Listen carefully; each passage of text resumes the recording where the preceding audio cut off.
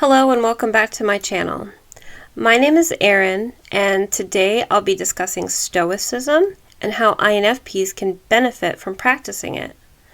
Real quickly, I wanted to give a shout out to all the people who have left comments on my videos.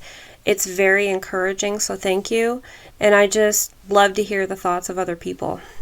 So with that being said, let's get started. Recently, I finished a book on Stoicism called Stoicism and the Art of Happiness. And I've been thinking about ways in which INFPs can utilize Stoicism in a very practical way in order to reduce their overall emotional problems and distress.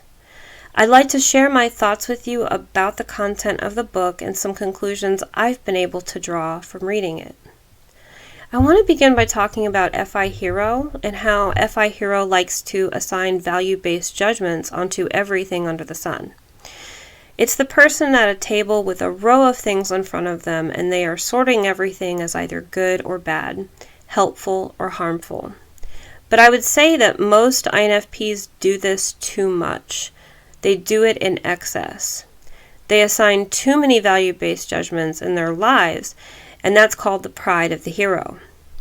The MBTI teaches us that in order to develop, we must learn how to pull back on our hero function so that other functions have room to grow.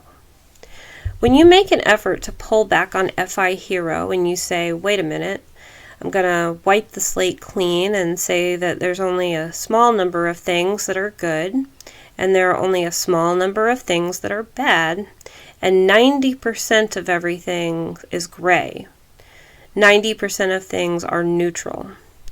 That's when you realize that the vast majority of things are actually indifferent. And when I say indifferent, what I mean is that it doesn't have a value-based judgment attached to it. It's neither good nor bad. It's nothing. It's inconsequential to you. All of these realizations work together to help you decrease your emotional investments into things that are outside of your control. So what are the things that are good, bad, and indifferent? In Stoicism, the only true good that exists for people is virtue, or living ethically. The four cardinal virtues of Stoicism are wisdom, justice, courage, and moderation. And these things can be broken down into smaller virtues. And so wisdom or prudence is a virtue that opposes the vice of folly or thoughtlessness. This includes excellent deliberation, discretion, good calculation, quick-wittedness, a healthy sense of purpose, and resourcefulness. Justice or integrity is the virtue that opposes injustice or wrongdoing. So this would be things like humility to God, benevolence, public service, and fair dealing. Courage opposes the vice of cowardice, and this includes endurance, confidence, good-heartedness, bravery, and love of work. And then lastly, moderation or temperance is the virtue that opposes gluttony or excess. So this would be organization, orderliness, modesty, and self-control. The essence of Stoicism is about realizing what is within your control and what isn't. The goal of life is about living in accordance with nature, the nature of mankind, as well as your own nature. Another way to look at it is not resisting your fate or not resisting God's plan for you. There's a misconception that practicing Stoicism means repressing your feelings and being emotionless, but this isn't true. The Stoics believed that emotional disturbances arose from placing too much emphasis on things outside of our control.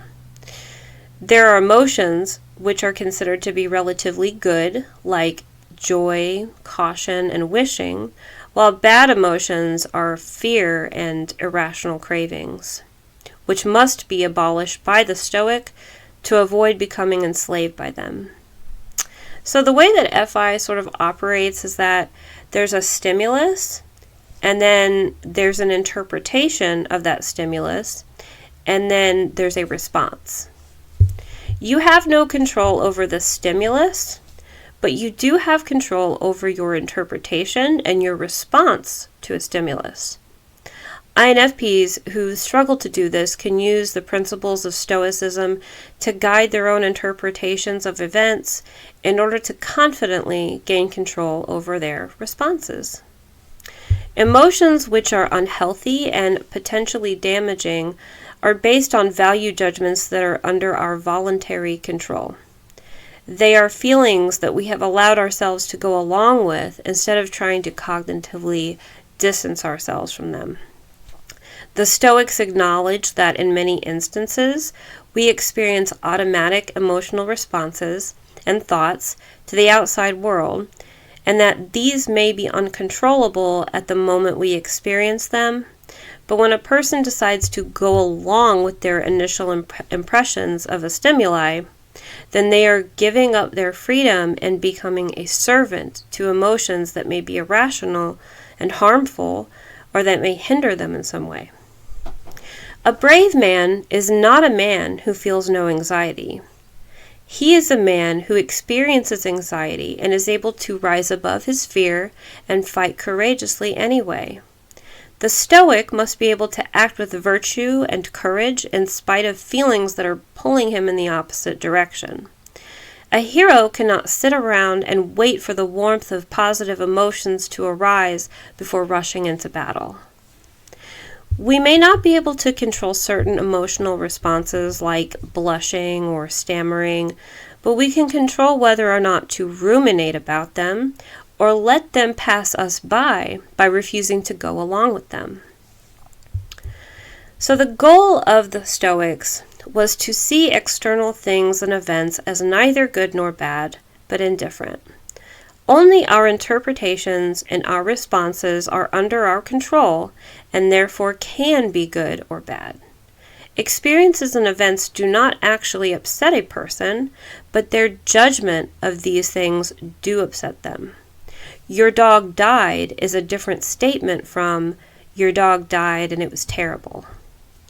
As I said earlier, when a person has an automatic emotional reaction to a stimulus, they can either agree to go along with it, or they can choose to pause and take a step back from strong desires and emotions. You can learn to postpone acting on strong feelings until time has passed and they've settled down. This way you can examine them properly. Your initial reaction to something creates an impression, which is another word for thought. And the thought is not the thing itself, but it is merely a belief. Ask yourself, is this belief going to cause me to have a faulty judgment, or will it contribute to my understanding of reality? The beginning of all Stoic verses begin with, some things are under our control, others are not. Health, wealth, and reputation are not up to us, nor are the outcomes of our actions, although through virtuous intent, we can have some semblance of guiding the consequences of our behavior. We do have control over value-based judgments of what we think to be good or bad. You must train yourself to believe that every initial impression you have about something is not the thing itself. We must make the best of what we can control and take the rest as it naturally happens. So I'm going to give you some examples here. Stoicism is about going along with nature or fate or with whatever is happening. When you choose to resist the flow of reality, it creates emotional disturbances for you. For example, in my life, it's very challenging for me to make these YouTube videos, and it takes multiple attempts and requires a lot of effort on my part. But what I've learned is that I have to accept that setbacks and mistakes are part of nature and reality, and that it's easier to accept those things as part of the process. INFPs are control-based, and I think that they are reluctant to follow a process that doesn't provide immediate and predictable results. But if they take a leap of faith and give in to the process, they'll end up learning new techniques, new strategies, and new tools that will be at their disposal.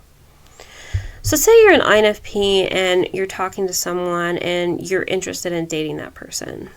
Say you like them a lot and you're worried that they don't like you as much as you like them. Maybe you're feeling like they're starting to pull away from you. Maybe they're not texting you as often as you'd like. You may feel compelled to go through and dissect text messages looking for an indication that they like you as much as you like them. In order to approach this situation with a Stoic mindset, you must relinquish all control over the other person's feelings. Their opinion of you is automatically an indifferent thing. It will always be indifferent because you have no control over it. So the first thing you should tell yourself is that you have no control over whether or not a person is interested in you. You have no control over their opinion of you. It could be that in reality, this person might have a very busy life and simply can't give you the amount of attention that you want from them. It could be that the person doesn't want to have a relationship with you. It could also be that the person has replaced you with someone else. No matter the outcome, none of it should matter to you because none of these things are within your control and as such are part of your fate in life. So in the book I read, it says that anxiety comes from either wanting to obtain something or avoid something that is outside of our direct control. I started singing in choir when I was in the 7th grade, and for as long as I can remember, I've always had horrible stage fright. I would practice solos by myself and sing them perfectly well in private at home. But when I would try out for solos in front of the class, I would be seized by anxiety to the point where I could not give a good performance. From a Stoic perspective, it wasn't my actual performance that was causing the anxiety.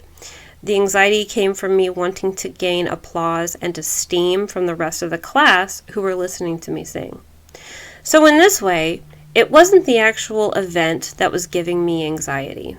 It was my perception of the situation, my desire to please the audience, and my fear of being criticized. The audience's reaction to my performance and how they perceived it were things that were completely out of my control. And according to Stoicism, those things should have been indifferent to me. They shouldn't have mattered.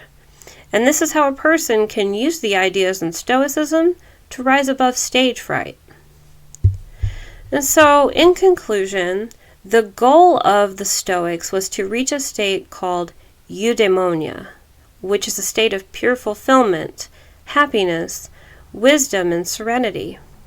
In my opinion, I think this concept is similar to cognitive integration. Those who reach eudaimonia live in accordance with themselves, with the rest of mankind, and with nature. Living in accordance with nature is one of the primary virtues of Stoicism.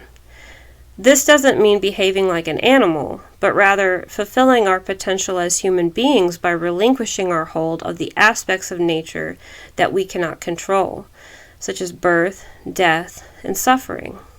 It also means living in accordance with our own personal nature and accepting our fate. The only things we can completely control are our own volitions and our voluntary judgments and actions. Being aware of the present moment and viewing our own thoughts and behavior as being under our control can help us to avoid falling into vice. By practicing self-discipline towards our unnatural desires, cravings, and fears, we gain an understanding of the world around us, and we can find ourselves in harmony with ourselves and with society. So, thank you for watching this video. If you have any thoughts you'd like to share, go ahead and leave me a comment down below. And so again, thank you for watching, thank you for your time, and I'll see you next time.